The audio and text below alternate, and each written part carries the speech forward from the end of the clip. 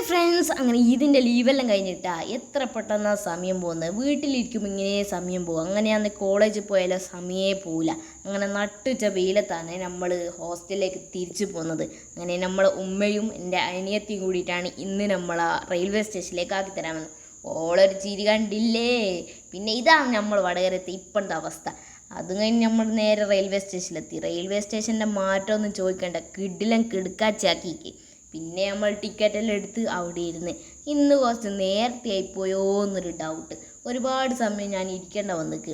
പിന്നെ നമ്മൾ നല്ലൊരു തണുത്ത വെള്ളമെല്ലാം വാങ്ങി. എല്ലാവരും വെള്ളം കുടിക്കുക. ഇപ്പോഴത്തെ ചൂടാണ്, അതുകൊണ്ട് നല്ലോണം എല്ലാവരും വെള്ളം കുടിക്കുക. അതേ എനിക്ക് പറയാനുള്ളൂ. പിന്നെയാണ് ഞാൻ വരുന്ന പോലെ എല്ലാം എണ്ണ എടുത്ത് ഞാൻ അവിടെ ഇരുന്ന്. പിന്നെ നമ്മളെ ട്രെയിൻ വന്നിട്ടാ. ട്രെയിൻ വന്നേരം പിന്നെ നമ്മൾ ട്രെയിനിൽ കയറി. ട്രെയിനിലല്ല, ബസ്സിൽ എന്നെല്ലാം പറയുന്നുണ്ട്. ട്രെയിനിൽ കയറി നമ്മൾ കാഴ്ചകളെല്ലാം കണ്ടിങ്ങനെ ഇരുന്ന് നല്ലൊരു ഉറക്കം ഉറങ്ങി എണീച്ച്. പിന്നെ നമ്മൾ സ്ഥലത്തെത്തി. ഇന്ന് നമ്മൾ ഉള്ളാളാണ് ഇറങ്ങിയത്. നമ്മളിപ്പോൾ അധികം ആടെയാണ് ഇറങ്ങുന്നത്. പിന്നെ നമ്മൾ കോളേജിലെത്തി വണ്ടിയെല്ലാം വിളിച്ച് നേരെ ഹോസ്റ്റലിലേക്ക് വിട്ട് ഫുഡെല്ലാം കഴിച്ച് ഉമ്മ തന്ന അടയെ കഴിച്ച്. Okay bye friends.